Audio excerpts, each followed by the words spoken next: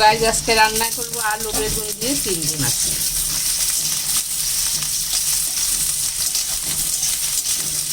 ভেজে নেব আগে, তারপরে বেগুনটাকে ভেজে নেব।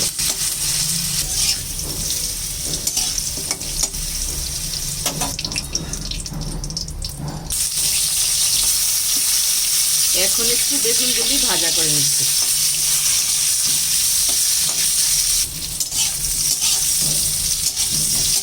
নুন ছাড়া আমি বেগুনটা ভাজবো, কারণ নুন দিলেই বেগুনটা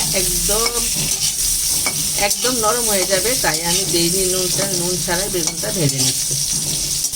একটু হালকা করে ভেজে নিলাম, এখন বেগুনটাকে নামিয়ে নিচ্ছি।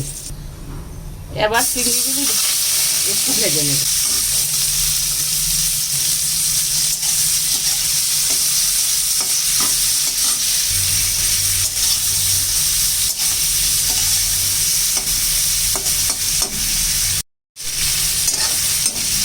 মাছগুলি খুব ভালো করে ভাজা হয়ে গেছে, এখন আমি এইগুলিকে নামিয়ে নিচ্ছি। চিংড়ি মাছ তো অত্যন্ত স্বাদের একটি মাছ, আর বিশেষ করে বাচ্চাদের ভীষণই ভালো লাগে। এখানে পেঁয়াজ আর কাঁচা লঙ্কা বাটা দিয়ে দিলাম।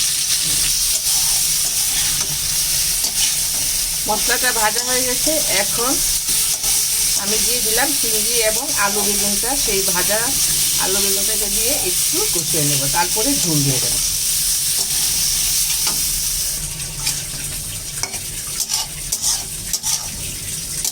কালারের জন্য একটু লাল লঙ্কা দিতে হবে। কালারের জন্য আমি অল্প একটু লাল লঙ্কা দিয়ে দিলাম। একটু জল দিয়ে এখন কষিয়ে নেব, তাহলে কালারটা ঠিক সুন্দর আসবে।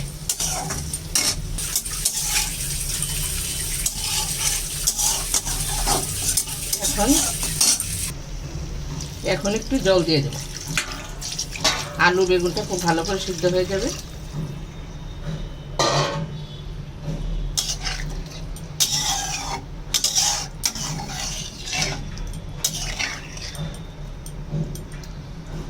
স্বাদ মতো নুন।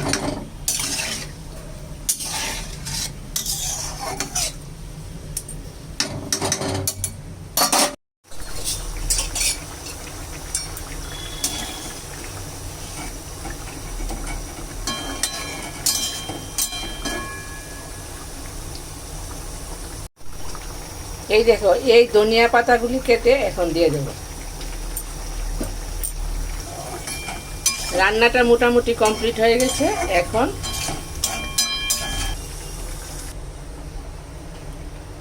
একটু ধনিয়া পাতা দিয়ে নামিয়ে নেব।